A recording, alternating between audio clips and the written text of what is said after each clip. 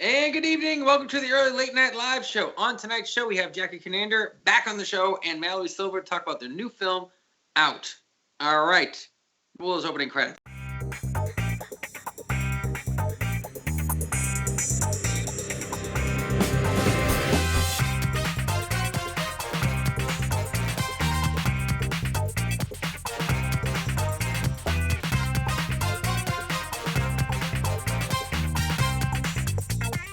So last week we could see.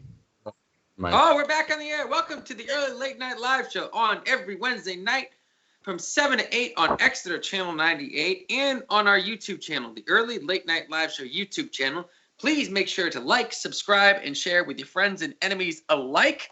As you can all tell, we are doing this remotely. I don't know where everyone is. We're going to do it in just a second. But tonight's show, we have Jaci Kjernander is on the show, back on the show, and Mallory Silva to talk about their film Out, which I want to figure. I was a part of it somehow, and I want to figure out how they titled me before I said anything. And Arnie worked on it, and Mitch Fortier worked on it. But this is our first part of the show, and I'm going to introduce this because I completely forget what I'm doing right now. Sitting with me always, unfortunately, in about probably an hour's drive away, my sister KJ. Hey, everyone. Oh. And Mitch Fortier, who told us that he wasn't at his home, so we don't know where he is, but apparently he's not taking the whole staying at home thing all that seriously, but he's here with us anyways. Mitch Fortier. Staying at home, just somebody else's home. Oh, okay, all right. I like that. All right, and Jaci Kjernander is here in the house again. How you doing, Jaci? Good. How are you? Good. And Mallory Silva is also here on the show for the first time. Welcome to the show, Mallory. Thanks for having me, guys. All right. Well, we're doing trailer trash, and you two ladies have decided to, not waste your time. You're on the air, and you're going to stay on the air, and you're going to talk about these trailers. So, Arnie, what's the first trailer we have up? The first one is called Survive. No, Run, because Ryan lined up Run to be the first one. I specifically said, well, Run is next. And let me just pull it up on my IMDb. In my defense, I didn't read the schedule. Ryan has to read the schedule, and he didn't read it because I just noticed now Trail Link 1 Survive is the first trailer. But well, it's not just me. All right, so I think I do have the right one up now. Yay! This one stars Domhnall Gleeson, and I can't remember the lady's name, I'm sorry to say, but it's a new series. It's a romantic comedy thriller about two ex-lovers who activate a long-planned escape to disappear together. Oh, that's what it's about.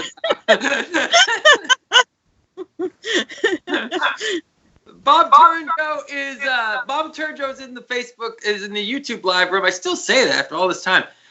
He says, hi, everyone. Hello, Bob Turjo. And Renee says, woohoo, and yay, Terry, for landscape video. Yes, but I got this crap on the side right now because of the landscape, all right? It adds interest. Look at all the stuff behind me. I mean, I put all you guys to shame.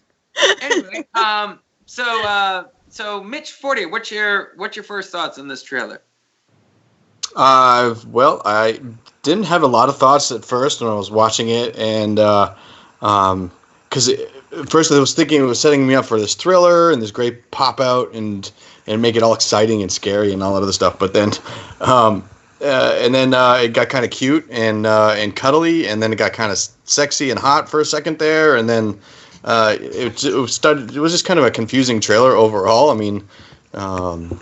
So, in a nutshell, and I only watched it once, and unfortunately it was a couple days ago. I forgot I needed to watch them again to get a better opinion on these things. But, I don't really know any of the cast all that well. Sarah Paulson, I know she's been around a while, but, I don't have a lot to say beyond that. Okay, Jaci, what's your thoughts on this? I was very confused by the trailer. All right, hang on a second. Someone's speaker is really loud, I think, right now, because I'm hearing feedback. So I don't know where that was from. Before we go forward. All right, I can't hear it now. Okay, good. All right, Jaci. This is not something I think I would want to see, but I love Phoebe Waller-Bridge. Mm-hmm. I loved Fleabag's one of my favorite series. So I will see it, and I have high hopes for that. But the trailer alone, I'm kind of like, eh. I didn't really get it. All right. Mallory, your thoughts on this trailer? Yeah, I'm with everybody else. It was clearly a mashup of many different genres, and you can tell that it's not really sure what it wants to be, or it's trying to do kind of like what Once Upon a Time in Hollywood did, where they're cramming like 3 different things going on in there. So I'll probably see it just for the sake of seeing it. But I was definitely with everybody else in a confused state on that one. All right. Arnie, your thoughts on this trailer? So when I watched it, I walked away and thought, I have no idea what's going on. I don't know where they're running to or why they're running, because I couldn't get why they were like, what were they running from? I have no idea. Yeah. When I read the description, I was like, oh, maybe they're trying to do like a charade thing, you know, like that old Cary Grant movie with, Yep. you know, it blended all those nicely. Then I thought, I don't know if it knows that it wants to do that either. So I feel like this is a show that I would say, yeah, I'll probably watch that. And then I'll forget about it. And 3 years later, I'll come across and go like, oh, yeah, I meant to watch that. That's what I felt. This is really weird because it doesn't seem like my type of thing I would rate highly at all. But I'm actually really interested by this trailer. And I feel really left out right now, which is not unusual for me, but I feel really left out right now that I'm the only one that's like, I'm kind of intrigued by this because it feels very 70s. This feels like a 70s road trip movie. Mm-hmm. This is what this feels like one of those sort of like drama comedy type of like long, almost like probably a little bit too long type of 70s like romantic drama type of films, and that's what I feel like with this series. The lead actress, and I forgot her name too because I didn't recognize her, but she's something very intriguing about her look. Merritt's Woods or something. Sorry, I'm on the Survive page now. It's almost like it's Arnie's job to have this stuff up. Almost like that. Merritt Weaver. There it is, Weaver, not Woods. Okay. I found John Gleason, but her look is like really intriguing. It's something about the way she holds herself in it. She looks very real. She looks very personal in this story. Like it's like, wow, I actually knew this person. And she looked, very natural, yeah. Right, and their chemistry and whatnot. I don't know. I was actually really intrigued by this trailer. Well, let us know how it is. Huh? Well, let us know how it is. All right. I'm probably not going to watch it because I don't watch much TV at all, in all honesty, except for cooking shows, and I play them in the background because I'm like that. You know, oh my gosh, I do that too all day. Huh? I do that too. I watch so many cooking videos. I watch so many cooking videos. Hannah's always like, why are you putting this on? Anyway, so what do we got for a rating? Mitch Fortier. I just realized Domhnall Gleeson. I didn't realize that he was in the Star Wars films. Yeah. He looks so different. Right, yeah. Yeah, so I'm kind of actually I'm one thumb down just for the whole total confusion overall on what this thing was supposed to be about. And right. But one sideways because there is some intriguing factor that because it is so weird in that regards. All right, Jackie. I'm going one up and one like this because I think Phoebe Waller-Bridge, she wrote it or produced it or something, and I think it's gonna end up being good. All right, Pretty sure. I'm with Mitch. I'm going one across, one down. Not really sure what it wants to be, but I'm intrigued enough. I'll probably watch it. All right, Arnie. So I was going to do 2 thumbs in the middle, but now that I started talking about charade, I got myself all excited about it. So it's going to be 1 thumb sideways, 1 thumbs up. I talked myself into it. Right. I'm going to get 1 solid thumb up because thank you for making a trailer that didn't have anything exploding in it. Mm. It didn't have like, oh, you didn't see that coming type of feels in it when we all did see that coming. It didn't look like it's a thriller, but it does look like there's some tension, but it's like a life tension in a way. Like, I don't know. So that's 1 solid thumb up. And 1 thumb in the middle because it doesn't look fantastic. It just looks interesting. And, all right, moving on to the next trailer. Arnie. All right. The next one is called Survive. More people running someplace. It's a theme this week. It's a theme this week, yes. It's a theme traveling. where I couldn't Really I'm sorry. I know we're not supposed to bring this up, but you're making the theme traveling this week? Is that the theme? I think, well, actually, these are sorry, but that's a little so I gotta right now. Mm. Too soon. soon, Arnie. Too soon. You had some veto power over that. Those were posted by me a few days ago there, Terry. I watched them first before I picked them, but they were Mitch's suggestions, and I thought they were great ones. So, but anyway. to be perfectly honest, I don't pay a heck of a lot of attention to what you guys are saying most of the time. So you probably can't afford attention like most of us. All right. All right, Arnie, talk about this next trailer. The one we're supposed to see first. So, it stars Sophie Turner and Corey Hawkins. Jane has to fight for her life when her plane crashes on a remote snow-covered mountain. Paul is the only other remaining survivor, and together they embarked on a harrowing journey out of the wilderness. All right, Mitch Fortier. Why do you always start with me? I'm starting to think that you're trying to pigeonhole me here in some way. No, I'm not. Just you're the person. You never sound angry. Like you don't come into. I hated this film. I can't. I hate this. What's wrong with this thing? Arnie comes in with some level of sarcasm. Our guest doesn't really know how to talk about this just yet, and I'm just ridiculous, and I'm last because it's my show. So. Oh man. A survivor film. People get stuck in the wilderness. Having to live and fight through all the challenges of being without food and water, and contemplating their life choices and all this other stuff is kind of an old story. But it looks pretty cool. I mean, these things are usually kind of visually pretty interesting. I'm interested to see the lead actress who was a primary character in Game of Thrones, to see her in something a little more modern in role and character. So she's still in a place where winter has come at this point in time, though, right? The winter is here, apparently, yeah. Yeah, winter is and she's still kind of getting beaten up, so it's not that much different than Game of Thrones. No rest for the wicked, as they say.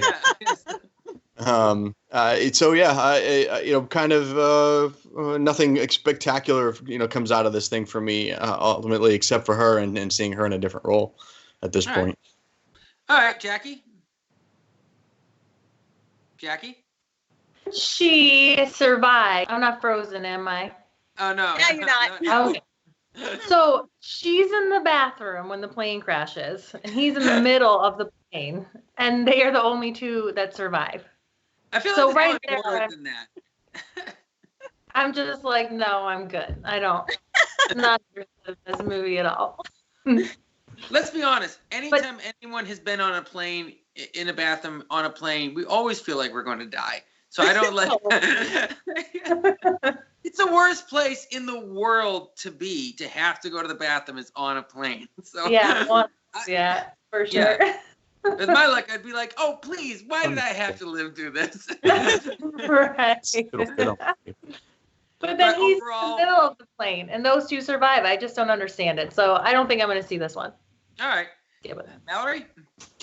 Yeah, so I mean, there were already some really great shots on top of that mountain. So I'm always a sucker for some good shots in that regard. So it did look like the sequel to Sansa Stark's story, just based on that's the only thing she's known for.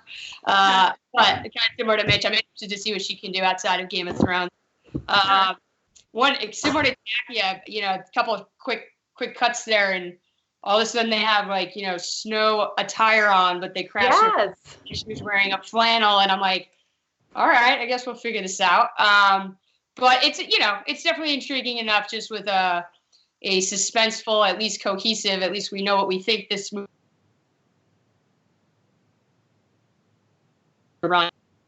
Intrigued. Wow, those sound like in-depth and thoughtful reviews. Arnie, we're getting on to ours. For sure. More fun. I don't know about that. So I watched this trailer, and I gotta give you credit. I didn't really think about how they survived the plane crash. It's just like, of course, the two gorgeous people survived the plane crash. That's what happens. It's Hollywood. But I will say this: whenever someone says, "Let's go camping," this is what I'm thinking. Oh no! Cold. It's gonna be awful, and I'm gonna be running for my life, and a wolf will eat me. That's kind of what I'm thinking when someone says, "Let's go camping." Oh no! But all that being said, I really want to see this because it looks gritty and scary. and it's a TV show. It's not actually a movie. It's actually a series. And I'm like, how long can they stretch this premise out where they're trying to get down a mountain? And I've never really climbed a mountain, so I have no idea how long it would take to get down one. So I'm really kind of curious about this. Quick, Renee said, wasn't there a Kate Winslet, Idris Elba movie? Oh yeah, that did look. Plot. I think so. Yes, because a lot of movies have had this plot. It's a pretty I think we lost Mallory. She froze, so I don't know if she's gonna try to call back in or if we can get her. Or... I can add her back in. Okay, there you go. So, yes, this is a very common plot. This isn't like an unusual plot type of film. I didn't think too much about why they survived. I do feel like there's probably more to the story than what they're showing. I was thinking though, when I saw it, like you couldn't walk 5 feet in that type of weather with any type of liquid, whether it be blood or anything else on your face without it freezing. It's 40 degrees outside and, people will wear sweaters. Like that is like, so I hate that Hollywood thing where they don't show that you're freezing cold, but I'm a fan of Survivor, man.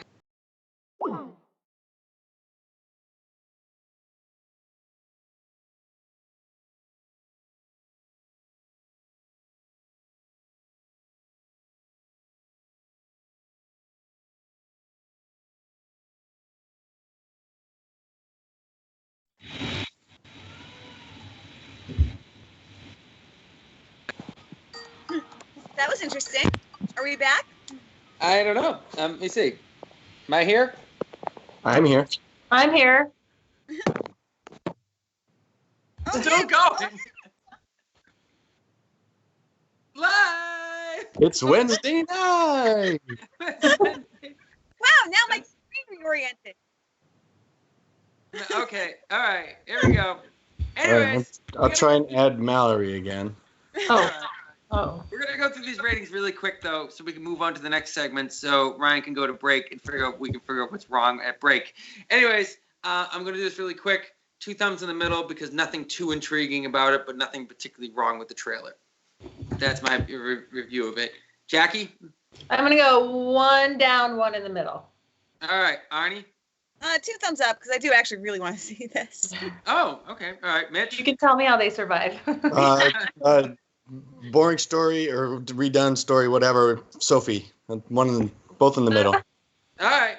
So, anyways, this has been Trailer Trash. When we come back, we'll be interviewing Jaci Kjernander and hopefully Mallory Silva. We can get her back online. Welcome to doing a live show. Welcome to doing a live show where our guest is not sitting on the couch with us, so that if they disappear, they're gone. So, we're going to break, and when we get back, we will have a very exciting interview to talk about Jackie's new film. Right back. All right, all set. Where's Arnie? I told her 9 o'clock. Oh, she'll be here. I'm here, guys. I'm here. Oh, you look great. Thanks. Arnie? Yeah. We're supposed to be filming promos for the early late night live show. Yeah, I know. Yeah, and didn't you get the text message about the dress code? Oh, right. Yeah, you said dress appropriately. And? Well, I thought you said that on this show you represented independent, angry filmmakers. Mitch represented actors in the industry, and I represented geeks and fangirls. Yeah? And you said dress appropriately. Oh, God. Yeah, so, appropriate. Cool. Watch the early late night live show. Every Wednesday night at 7 on Exeter 98. And live on YouTube. Live long and prosper, y'all. Arnie? Yeah. Get out. Right. I like it.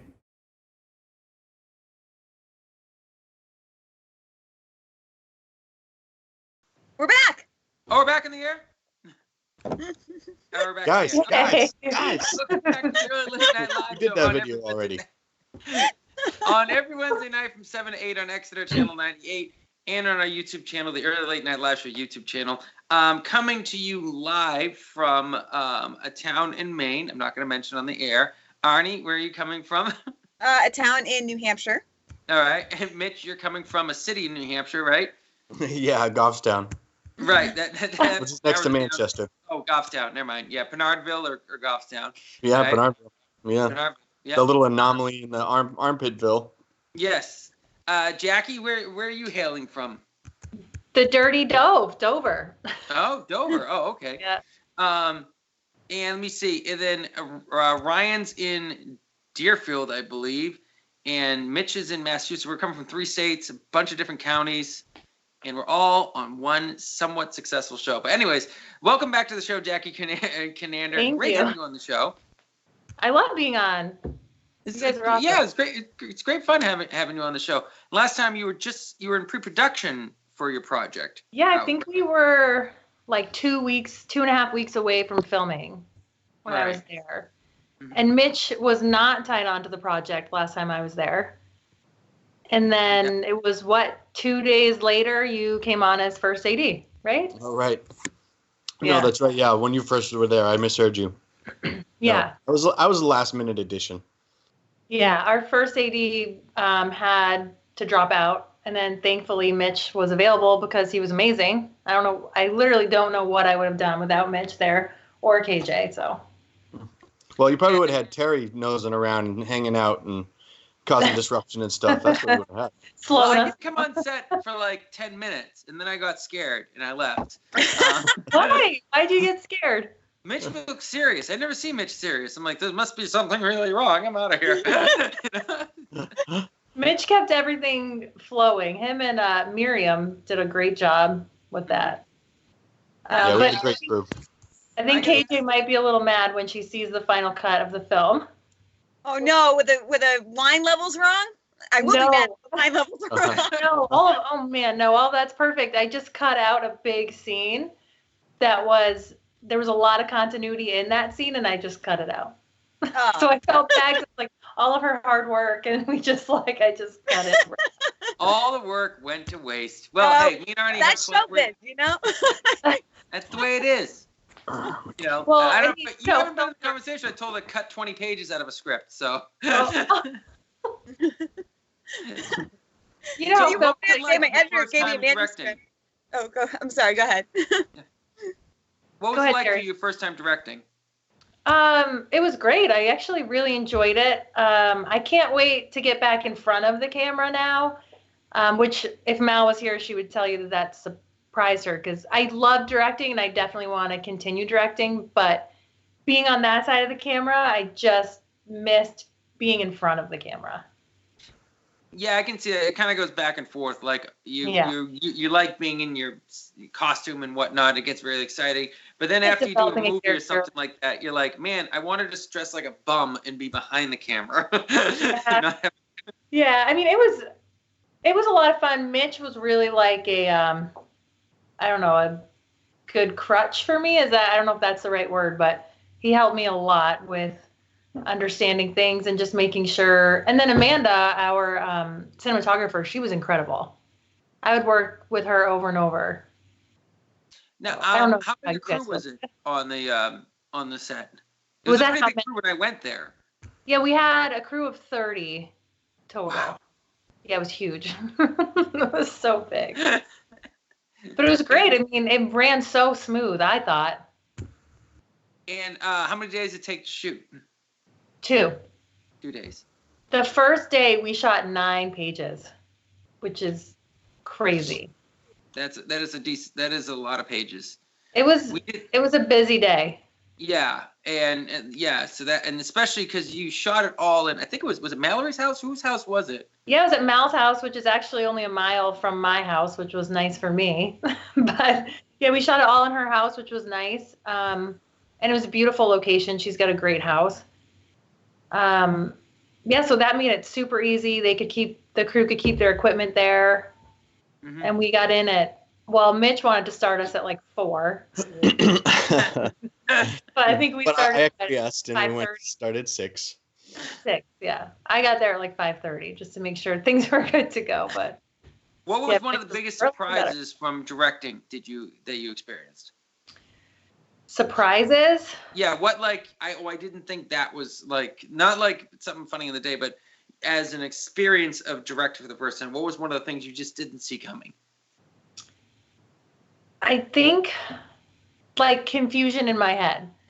I had like a set plan of, okay, we'll have the actor go over here, and then we'll have the actor go over here, and then we'll do this with blocking. But then people come to you with ideas, and it completely changes your thought process and what you thought you were going to have the actor do. But it's a good thing because then you end up getting a better finished product, in my opinion. Mm-hmm. I mean, it's good to have those opinions of other people. I think sometimes it can get very overwhelming when there's a lot of people. So I think that was my biggest surprise. I had the main actor, Michael Zuccola, who is an incredible actor. He just kept coming up with these amazing ideas, one after another, to add into a scene. And some of them we used, but a couple of them, we didn't have enough time. Yeah. And it's always good to have more ideas than time. Yeah. Oh, absolutely. 100%. That's the set you want to have. Yeah. Yeah.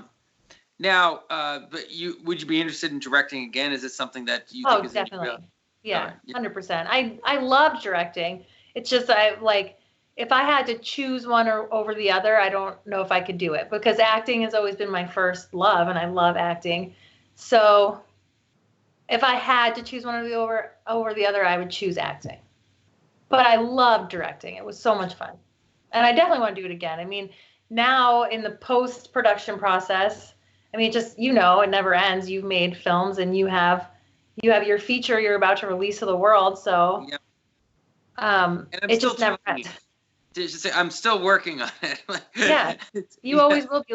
5 years from now, you'll think, well, I could tweak this and then put it into another festival or something. So the phrase is, a film is never complete. It's released. Yeah. Oh, I like that. Yeah, it's true. Not original me, but and I always picture it it's like I can imagine it's like sending your kids to school for the first time. They're never I haven't ready done that yet, so. Huh? I haven't done that yet, so I don't know what that's like. Neither have I. They're never ready. They will never be ready in your heart, in your mind, and that's what you feel like the film, that you put it out there, and you're like, oh, I love this thing. It's been a pain in the ass, but I love it. Well, so that's where I'm at right now in post production. I'm just at the point, and I liken it to a pregnancy, because when you get to your 9th month of pregnancy, you're like, I just want this done. I don't want to be pregnant anymore. And that's how I love this film. I think it's going to do great. But right now I'm feeling like I just want it done. I'm just ready for for a hard cut. Get it to Renee. Zara is doing the music for it. So I just want to get that to her and just it to be done. Renee's got to answer that question, why her last name changed suddenly. And I'm publicly calling her out right now because I had no idea who the hell she was on social media that day. I saw this comment. Who the heck is that? There's somebody else already in the union with Renee Bergeron, so she had to change it. Oh. Yeah. Oh, you have to do that in America, too. I knew you had to do that in England. Yeah. Yeah. Oh, there she is. Oh, there's Mallory. My commentary was so good, I just thought I'd mic drop out. Oh. All right, Mallory. Now you're back. Jackie was talking all sorts of crap about you. Of course. We don't like each other at all. Not even remotely. All right, it was your first time screenwriting, Mallory. What do you have to say? What was that like for you? It was pretty fantastic. So I know last time Jack was on the show, she talked about, we talked about this story idea years ago. And it was just gnawing at her for 4 years. And she just kept poking me until 4 a.m. one morning. I get a text message thinking somebody died. And she's like, you got to sit down and write it. You just got to write it. And I'm like, okay. So we live only a mile down the road from each other. And I just sat down. She had pounded out the first scene, and then I kind of flew from there. And then we just, got together. Just, we all know the act of writing is rewriting and rewriting and rewriting and rewriting, right? And to be able to do that with my best friend was just a phenomenal experience. And that you're still friends when you're done. That's really amazing. Yeah. Yeah, we were just gelling. I mean, I think because we sat on the story for so long and had thrown so many ideas out over the years that by the time we actually got down from pen to paper, we kind of knew what direction we wanted to take it in. I do also have already collaborated scripts a while ago where you haven't been friends since. It's one of those weird things. I do have to do a quick shout out to Christine, though, because she produced it with me. She was co-director, but she also did a nice editing pass over the script as well. So it was yeah, the three of us did a lot of work on that. So now, how did the Avengers inspire you, Mallory? How does it Because hang on a second, I've been on this set. There wasn't a lot of CG. All right. One of the questions I have is how the Avengers inspired Mallory. Yeah, so I'm a huge superhero nerd. Typically more of a DC girl actually, but we can get on that. We can get on that film rant later, right? Yep. So I don't know what it was, but we were just tossing around ideas, and we just were fixated on this one portion of the film regarding a cake. And so it just kind of fell off the storyline, and I said, still to this day, one of my favorite scenes is the shawarma scene. Can we just do like an ode to that? And for me, the director was accommodating, and and it's still in there too. It's still in the film. It didn't make it to the cutting room floor, so we'll see. I mean, part of it did, but. So when's the deadline for this, you think? Well, originally the deadline has passed because we were going to go into Boston International Film Festival, and that was going to be our big premiere, which to us was cool because it's we consider Boston like our home, like a hometown. So we were really looking forward to that, and I love that festival. But that unfortunately has been canceled. So now we'll see. I mean, the deadline for me is as soon as possible, just to have it done so I can submit to festivals that will be happening later on in the year, and just go from there. I know Amanda McGrady is starting an online festival, which will be cool. So as soon as possible would be great. Well, hopefully, we're getting there. Hopefully there'll be a whole bunch of film festivals and premieres coming up fairly soon. I'm hoping. Anyways, well, I'm looking forward to yours. Yes. As of right now, it's still happening. So we will know. We will know in the next month or so. It's happening. Yes. Positive thoughts. Yes, positive thoughts. But what's next, Jackie? We're actually probably working on a project. Well, most definitely working on a project with KJ about Charlotte Corday. Okay. I don't know. Many people maybe don't know about her. That was the next question. I'm completely. Oh, that Charlotte Corday. Yeah. I think I got a poster. No, I don't. I have no idea who that is. I'm completely taking it. Mal said, "Are we gonna write this?" And I said, "No, you're gonna write it with other people." And I'm completely out of this one. I'll direct or I'll be in it, whatever you want, but I'm not doing any of the writing on this. Yeah. So it's a period film. Because why not just be ambitious? But it was funny because I don't know if you spoke to this, Jack, when I was off, but Jackie was kind of funny when she was directing, and she was like, "Oh, I get it now when people go actors, and now I just want to get back in front of the camera."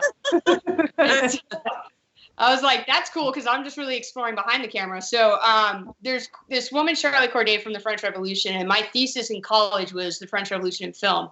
So I've always wanted to do a French Revolution film. And there's a ton of, differing interpretation on this woman. Was she a villain? Was she a hero? And after kind of, I guess, the after party, if you will, of Out, we kind of started talking about the storyline. KJ and I were completely nerding out about it. And Jackie was like, I would love to play that character. So definitely got a research team that's starting to assemble now because it's going to take some research. But that is the next project on the docket. Well, I used to get asked why I did more modern films and films about uneducated, roughneck people. And I said, well, you always write what you know. So I've never written a historical piece. So I commend you guys for taking on that challenge. Anyways, we got to cut to a break, and love having you both on the show. Love to have you back. And I'd love to have you, once we get our studio back, love to have you guys actually in the studio. So Mallory, you can actually see what it looks like. And I think it's been updated since you've been there. Jackie, yeah, you were stuck in the back office. I was, yeah. Yes. Plus, I wanted to nice see you studio. guys in person. Yeah. Like, hang out. I know. It'd be awesome. I miss humans. All right. Anyways, we cut the break. When we come back, we will have news with Mitch Fortier. We'll be right back. Thanks, guys. Okay. That sounds good. Mm-hmm. Makes a lot of sense, actually. Yeah. All right, go. What? Go. Now! Oh, Terry. I know you don't want to talk about tech on the show, but I don't care. I got something that might be pretty interesting. I highly doubt it. I think it is. I think you're wrong. Will you hear me out? Not as long as I'm breathing. Terry! Ryan, I swear, if you bring up tech stuff one more time, I'm going to fire you.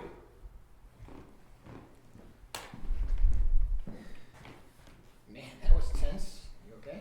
Yeah, I'm fine. I just need to talk with Terry about tech one more time. Hey, Terry, guess what Terry's doing?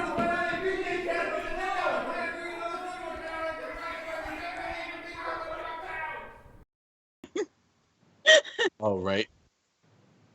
All right. So, Renee, we're back on the Early Late Night Live show on every Wednesday night from 7 to 8 on Exeter Channel 98 and on our YouTube channel, the Early Late Night Live show YouTube channel. Please make sure to like, subscribe, and hit the thumbs up. Really helps us out a lot. And share with your friends and enemies alike. Renee Zara says, Charlotte Corday, make sure I am in on the casting call. All right. So, yeah, way to go. All right. And adopting a professional name, what Jackie said. Oh, okay. All right. Awesome. So that's why you're Renee Zara now. And the question is, if you're part of the union, are you a union actress? Because I don't know. I hope we can still work with you. We got to figure that out because there's a lot of confusions with unions. Mitch, are you in the union? No, but I know enough about it. If you're a union member and you're not what's called FICOR, then you are a union actor. I think a union actor would know that, but ultimately you can't do non-union stuff unless you do it under the radar and or, you know. Kind of hard to do it under the radar when you're like, your face is what you're. Yeah. Not me. That's not me at all. I don't know who that was. Yeah. That was my able twin. I'm not union yet. Maybe if you shoot under a different name, just, those kinds of things probably would need to happen for you. Well, we never had a Renee Zara on our films. I'm just saying. They didn't happen, So, anyways, what we got in the news? Mitch Fortier. Yeah, guys. So, without the theaters open, box office is kind of a little bit of a mess right now. But along those lines, with the theaters closing, they're realizing that they have the opportunity with all the streaming media now, the technology is available. So Disney put, for example, Disney put Frozen right on its Disney Plus app. So, or making it available for everybody who's a member of Disney Plus to actually stream it. So you don't have to actually go to a theater to do that, which is other films are starting to follow suit. Now, most of them are still kind of given the rights to the theaters to actually run them. So you can actually rent them from, for example, from Fandango now for $20. You can rent the film and see it, watch it within 48 hours. Or if you don't start it right away, then you can wait 30 days and watch it, kind of a thing. So that's kind of cool. There's a bunch of films out like Ellen. I'm sorry, not Ellen, but Emma, thank you. I don't know why. I had a couple in my head that was for examples, but the Ben Affleck. Ellen was her neighbor. That's the reason why. Yeah. Ellen's that lady on the talk show with all the. Yeah, sure. Yes, Very different from yeah. So there's opportunities on just on your computer to watch some of these films that would normally be in theaters just by a couple clicks of the mouse and a credit card. So you could have a whole room full of people. I'm sorry, Mitch. Sorry to interrupt, but I will say this. I pay $18 for the experience of going to the movie theater. I can get the experience of sitting at home watching TV. Yeah. Whatever my electric bill is. Right. Yeah. So, but you can't see these. You can't see these films otherwise. Right. I'll survive. So that's. You're not dying to see Emma. I mean, come on. The dresses in there were amazing, man. I really wanted to see Bloodshot. I was looking forward to actually seeing that film. Right, because I remember you were interested when we reviewed the trailer. I think I said it wasn't very interesting. I can't think of any film that I've ever. I'm gonna ask this, and I know the answer for one of you. Have you ever paid money for a pay-per-view? Not really. No, I've gone to pay-per-view events, but no. What's a pay-per-view? Okay. That's another question at the time. What's a pay-per-view event? Arnie, you paid for a pay-per-view film? Yes. I was traveling somewhere with our brother Ernie, and we rented the A-Team. And it was like $18. And I remember by the time I was done, I was like, that wasn't worth $18. If you consider renting a film online, that's different. Yeah, I've never paid Amazon. I do that. I do that a lot. It's because there's a lot of classic movies now on Amazon that I've always wanted to see. So for $2, I can watch them. Right. First of all, exactly. We know, Arnie, you have an Amazon problem, and I'm glad we brought this out on the air. I love Amazon. I know a lot of people that hate it, but I love Amazon. It's like you order a book, it's there in a day. It's amazing. Well, I bought Princess Bride for $9.99 so I can watch it for the rest of my life. Nice. Oh, buying is one other thing. I have bought films before. I've never bought film to download because I don't see a point if you're not getting the special features. I don't see a point if you don't have like a DVD cover on your to like show off on your shelf. Yeah. I'm big about that. Like, I watched. That's right. Yeah, we got enough clutter in my place. Box office equals 0. Pretty much. I gotta ask Mitch, is that actually the numbers? Was there any money at the box office this weekend? I can look it up very quickly, so I'm gonna do that. And I didn't bother even looking at it because I kind of fully expected, not thinking that maybe I should look at it because there might be something more than 0. Right. And so tickets they didn't return. So weekend 12. That would be this week, March 20th to the 22nd. There are 2 films listed. All right. Oh, no, I take that back. There's 0 films listed. Oh, wow. Lost in America actually apparently grossed $78 in one theater. Woo-hoo! And I don't even know. Oh, that's too funny. Oh. Yep, so there's the story, folks. You heard wow. it. Wow. Okay, Well, a whopping $78. I will say that makes it a contender. I'm pretty sure for Charlie's Angels. I'm almost positive it's a contender with Charlie's Angels. Sure. Yeah, and that dog movie with Harrison Ford. Oh yeah. All the Wild. Yeah. Which I found out something interesting because I was watching an interview with Harrison Ford. They shot that all in like California. They didn't shoot any of that on location. It was all digital animals and stuff like that.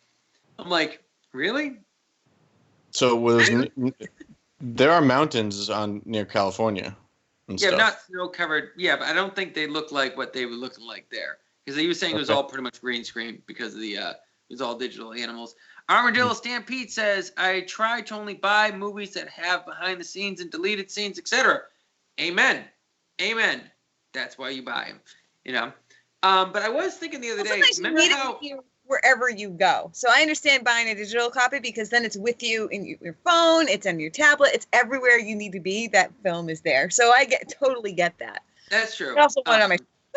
But I actually have the Blu-ray 18, which you didn't like, which I did like, and it has behind the scenes and a digital download already in it. Boom, mic drop. That's all I got to say. All right. I will say the worst movie I ever obsessed over had to be King Kong.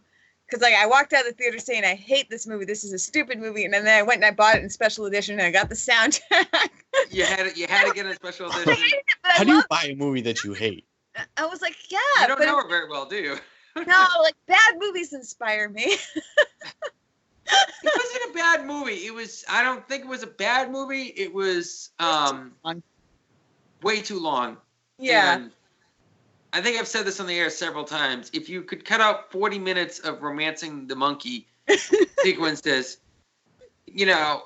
like it was, I got the idea of the plot, but when they were dancing on the ice together, I'm like, I'm done. Like, I can't deal with this anymore. All right, Mitch, anything else in the news? A little bit of sad news, unfortunately. One of my father's kind of idols and things I grew up and reminds me of my dad is Kenny Rogers, passed away at the age of 81 due to natural causes the last couple of days. A man who had 24 number 1 hits and over 50 million albums sold in the U.S. alone. Wow. Pretty impressive. Over 6 decades. A pretty impressive career. No question about it. And I know he's got a soft place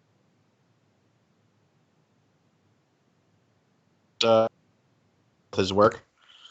Yeah, my parents really liked him. I don't remember listening to him too much, but they talked a lot about how much they were going to miss his music. So, well, he's like an American staple, I'd say, in a way.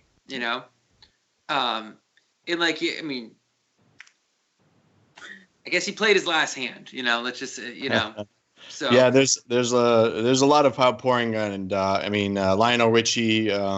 Dolly Parton put out this really heartfelt video on Twitter, and started crying towards the end, and I think they're going to do some kind of tribute. I don't know if they're going to do it online or wait. I think they're doing something online, and then they're going to do something after with a bunch of artists that come in and to show their gratitude for his career and stuff like that. So that'll be interesting to see. There's he's got a website. I'm sure they'll put the information up at KennyRogers.com, I think is what it is. But I apologize. He's definitely going to be one of those guys where there's going to be a bunch of guys at work sitting around a coffee table going, yeah, how many of his songs do you know? And then they all start listing, oh, I know that song. I know that song. Yeah. I know that song. I know that song. Oh, man, we're going to miss this guy. He's kind of like Neil Diamond and Barry Manilow. You think, I only know like one song. You realize you know a lot more and you like them. That's a good analogy, too. I think a lot of people don't realize how many Barry Manilow songs they probably really have heard. Family Guy that did an episode like that? It opened with... He did. Like, I like this song. I like this song. I love him. I'm going to see him in concert. Right. They all went to see him in concert. Well, because my sister Callie had an extra ticket to go see Barry Manilow, and she said, would you like to come along? And I thought, I'm definitely going to get crap at work for this, which I did. But what the hell? I'll go because I wanted to spend some time with Callie. But I did not realize a couple things. One is we were the youngest people in the room by a margin of about 40 years, and I'm not exaggerating. What I also didn't realize was how many of his songs I considered myself a fan of Barry Manilow since I was a kid. I already remembers I had the Barry Manilow cassette tapes and stuff like that. So I have been an open fan of Barry Manilow. I was a closet fan for a little while, and then I just stopped being such, I guess. So he came out of the closet, admitted he was a fan of Barry Manilow, right? Yeah. No, she's showing the blank wall. The other wall is like the shrine to Barry Manilow. So, anyways, that I didn't realize how many of his songs that I knew and I really liked. And not only did I knew all the words to the song, and I couldn't believe that. One of the best concerts I've ever been to. One of the most enjoyable concerts I've ever been to. And I'm not a big concert guy, but that was a fabulous concert. And I think Kenny Rogers is like one of those guys. I think Kenny Rogers, Neil Diamond. I think some of these greats who are just slowly going to see less and less of over the time. And, who knows, maybe like 30 years from now, 40 years from now or whatever, Michael Bublé will be one of those guys or something like that, You never know. I like Michael Bublé, but he doesn't really he doesn't do original stuff. So he'll never be like those guys because he doesn't really have a lot of original stuff. That's true. So I like him. That's a kind of a neat little segue. Real quick, though, I want to just mention the fact that I think that the first song that I ever learned the lyrics to that wasn't like a children's song was probably The Gambler.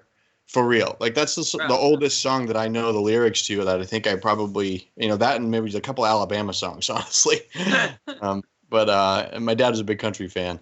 But the original music aspect of, an artist's career and how they kind of are remembered in the world, I think is something that the Library of Congress is actually trying to do in some ways. They're looking for KJ had shown me this article about Library of Congress entering in Mr. Rogers' neighborhood and the Village People's YMCA as part of an annual thing that they do.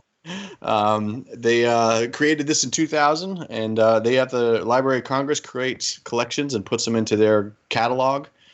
They usually have about 800 or so nominations, and then they pull in 25. Apparently, there's one person, Carla Hayden, the librarian of Congress, selected this year's inductees, and those two were included. And some other surprises that I was actually kind of. That's a Fiddler on the Roof album. It's a popular musical. Wow, Dr. Dre. I should say that. That's a great musical. Yeah, no doubt. Boring song in that whole play. Really, no, it's. And I'm not a Broadway person, so that's saying a lot. Yeah, I'm not much a fan of musicals, but that's one that actually is kind of fun to see and watch. It's a great I am a fan of musicals. Okay, this has been really odd. I like that romantic drama thing. I have openly said I'm a fan of Barry Manilow and I'm a fan of musicals. Matter of fact, I think out of the three of us, I think I'm the only one that's been to Broadway. This is really strange. This conversation has gotten really odd. This is a strange show. I feel like we should be back in the studio or something. I've been to Broadway. What'd you see on Broadway, by the way? Beetlejuice. Something I'm not really like. Yeah, I saw Chicago, which was pretty cool. Yeah. So a couple surprises. Dr. Dre's The Chronic, which I didn't realize how big of a deal he was, but it was actually kind of an interesting story if you look into his music, into that and that album in particular. Tina Turner, Dr. Dre's dead. He's buried in my living room. What's that? What? Did you know Dr. Dre's dead? He's buried in my living room. And okay, I quoted an Eminem song. That like this is a very rare occurrence. I'm quoting something that was written in the past 30 years. This is just saying. Yeah, okay. One of the criteria is that the album has to be at least 10 years old for whatever that's worth. One of the biggest surprises. Like 50 years old, so that ought to do.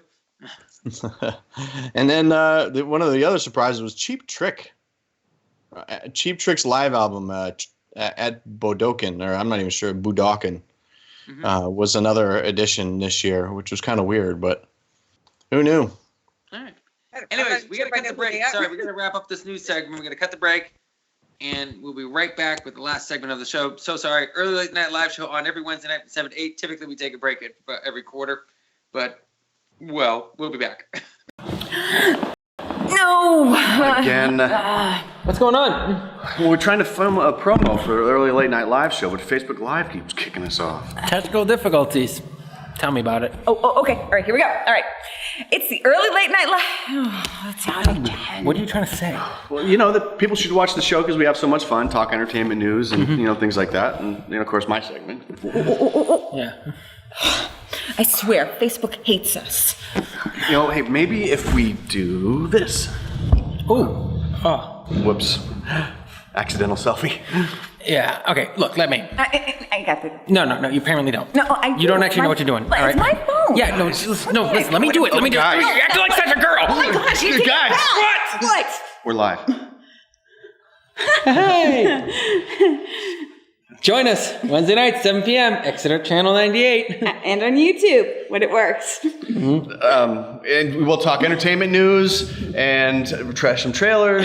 And then, of course, we've got my segment. So don't miss it. Join us on Wednesday night at 7 p.m. It'll be fun. Yeah. Siblings. Welcome back to the Early Late Night Live show on every Wednesday night from 7 to 8 on Exeter Channel 98 and on our YouTube channel, the Early Late Night Live show YouTube channel. Please make sure to like, subscribe, hit the thumbs up, and share with your friends and enemies alike. Daniel Graham says the line is actually Dr. Dre's dead. He's locked in my basement. That is true. Now, there should not be any bit of a shock for anyone who knows me or has just seen me at all that I don't know the right type of quotes to rap songs. So that should not be a surprise. Openly expressed that I like musicals, Barry Manilow, and Neil Diamond. So this is like, I was going to say, does for rap songs, does the Fresh Prince of Bel-Air opening song count as a rap song? That's the only one I really know. That's more hip hop, I think. Oh, all right. I stand corrected. I don't know any rap songs. The fact that I can't tell the difference between hip hop and rap should tell you about everything. So, anyways, maybe I don't know either. Maybe they could be one and the same. Yeah, but like I don't know the difference between punk rock and like, okay, anytime you talk to anyone, you say, well, that's kind of heavy metal. There's always going to be some heavy metal guys going to say, that's not real heavy metal. Real heavy metal is actually them hammering on metals. You don't understand anything that they say. That's actually true. That is true. My favorite thing is, like, I go into a concert, like a heavy metal concert, and this is what, like, it sounds like, and, like, I would be hanging out with friends, and they'd be like, oh, I got to play you this album, and it comes across like, but this song's about his mom. Wow, this song is about his job. And it just sounds like all the same stuff to me. It's pretty well. Yeah, you got acid metal, you got heavy metal, you got thrash metal, you got death metal. There's all kinds of metals out there. Oh, jeez. There's only one thing out of metal that I really like is there was this little meme that was going around while this metal music was playing. There was this guy that was working in construction, and he's like spinning his head around like in pace with the song. And as he's doing it, he's like doing construction work and his head is turning completely. It's the weirdest. Did he have really long hair? Yes, he did. So it's an amazing little clip. And Dan, if you know what I'm talking about, if you could find it and drop the link in below. But right now, since we are not at the studio, I had Arnie do this last week at the last minute. Now, Arnie, did you bring a weird thing that you now have at your house? Yes, I do. It's not really weird, but it's funny and it's got a story. It's got to be funny and it's got a story. So what is your weird thing, Arnie? Okay, so this is my weird thing. If you last week it was a swamp. What was the last week? It was a seal. Last week it was a seal. It was a seal planter. Yes, a seal planter. Yeah, this is a little stuffed duck. All right. And the story behind this duck is, last year I went to Cannibal Lake Park during, when they have the Halloween, haunted house thing. I went there with a group of friends, and I love haunted houses, but I can't do the rides anymore because I get sick. So I can only do half of the experience. And my sister went with us, and she hates haunted houses. So all of our friends are going on the rides and into the haunted houses, and we hung out together and were miserable because we couldn't find anything else to do until we came across those penny things where everybody wins a prize. And we spent all night in the arcades, and I won a duck. So this duck technically only costs $25, but really costs more like $40 because I went all the way to Cannibal Lake Park to win this duck. Yeah, and you have to do it like this, I got a duck, like this. I do have a duck. His name, we called him Monsieur Le Quack because it seemed appropriate. Nice. Oh my God, you're such a suburban girl sometimes, Monsieur Le Quack. I had a little rubber duck at my job at my old job at Walmart when I used to work at this warehouse. I thought you were going to say duck in the tub. Yes, another Barry Manilow. No, it was a tiny little rubber duck that I found, and I cleaned him up, and I would just tape him to the top of my computer, and I named him Melvin. All right. There was a guy at work his name was also was Melvin, but there was no connection there. It was just the duck looked like a Melvin, And I kept a rubber duck and I kept a rubber ball. All right. And every time I'd get stressed at work, I'd just bounce this rubber ball. And I lost the duck when I quit, and I couldn't find the duck, and I feel bad because I really miss Melvin. But I have got a story here too, okay, which also involves another sister. I don't know if it was it Callie that doesn't want to go? Callie, yeah. Right. Right now, this is what I have. It's in my apartment, okay? Now, if you can't tell, this is a jar of sand. Rather insignificant, you may think, all right? A jar of sand. Now, I am not a souvenir person. Matter of fact, every time me and Hannah have gone someplace, she has brought something home and left it either my apartment or her house with always the strict instructions to never throw this away because I go and I clean things out all the time. Now, I haven't made a total tally of how many times I've accidentally thrown stuff away that she's wanted, but she likes souvenirs and I really don't. It's not really my thing. So Callie went to California and she said, what do you want brought back? Usually I ask for like a can of soda or a candy bar or something I could eat and drink. I asked her for some sand from Death Valley, which is what is in this jar right here. Sand from Death Valley. And I don't think I have ever opened this actually since I got it. Because what, a year and a half ago, 2 years ago you got it? Yeah. I think you and it looks like very fine sand. And that to me is like, I don't know. I really like that. Now, for all I know, she could have just been an ass and just dug the sand when she got out of the airport. But Callie's got some integrity. Just get it out of the parking lot. Yes, but Callie's got some integrity, and I'd love to see if there was like a cigarette button there or something like that. That'd be really funny. But so that is my little thing for this week. So, anyways, and I don't have a thing, so I'm really sad. I don't have. Well, you should be at your own home, Mitch, not at someone else's, you hobo. All right. Hold on, I'll just grab something off of her shelf, so I don't. Here. I used to have a rubber duck, and I have sand. I have a jar of sand as well. You do? I do. My jar of sand came from Bermuda because the Bermuda sand is pink there, as I think most people know. It's beautiful, fine, gritty sand pink. And I was going around and collecting shark teeth, and I wanted something to put it in and keep them safe and know where they always were. So I figured they'd be happier in the jar with their own sand. So that's why. So I have a jar of Shark sand swim around in and shark sand. teeth, Bermuda. So- Yeah. All right. Anyways, we got to wrap up this show. It's the Early Late Night Live Show. We're on every Wednesday night from 7 to 8 on Exeter Channel 98. Please make sure to like, subscribe, and hit the notification bell. Thanks to everyone who joined. Thank you, Jaci Kjernander, and for Mallory. And Mallory. God, I forgot her last name. Oh my goodness. Mallory Silva. I'm so sorry, Mallory. Thank you everyone who was in the group who was messaged. Please make sure to message during the group. We love chatting with people during the group. During the show. So message, like, subscribe, share with your friends. Arnie, who's our guest for next week? Oh, my mind just went blank. It's Ethan Aho from Armadillo Stampede. Armadillo Stampede will Yay. be on the show next or week. am I right? Or No, did I it's screw it up? Dan Graham. Oh, I'm so sorry, Dan. The infamous Dan Graham will be back. We'll be Dan will be here next week. All right. Yes. And then Ethan the following week. All right. Anyways, we'll be back next week. Make sure you guys out there stay safe. And hey, your dreams are only going to happen if you are persistent, consistent, and determined. All right? I just came up with that right now. I like that. Right. All right, folks. We'll be back next week. Adios. Hey, thanks for watching the Early Late Night Live Show. We are on every Wednesday night live at Exeter Studios in Exeter, New Hampshire, 7 p.m. every Wednesday night. Please make sure to join us next week for more entertainment, comedy, and information that is probably not that important or timely, but no sports and no politics, so there's that. To find out more about my film company, make sure to check out narrowstreetfilms.com. To find out more about Killarney's writing, make sure you check out killarneytrainer.com. To find out more about Mitch and his acting, I'm sure he's got a website. I keep forgetting the name of it. I'll write it down here. To find out more about the wonderful studio that we produce at Exeter Studio, go to exeternh.tv. They're a great studio and they're doing a lot of cool things.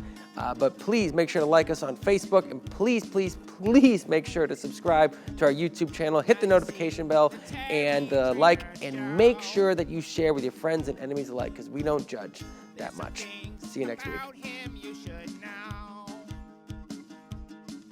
He's the best producer that you've ever seen. He gets that way because he's so rough and mean. He's a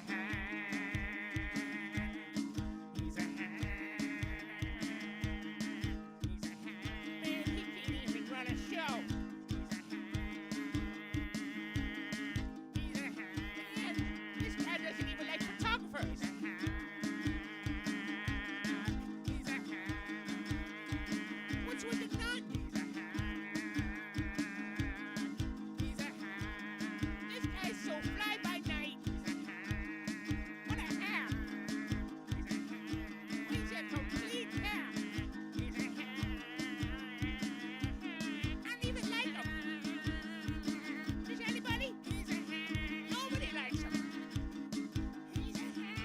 Kalani likes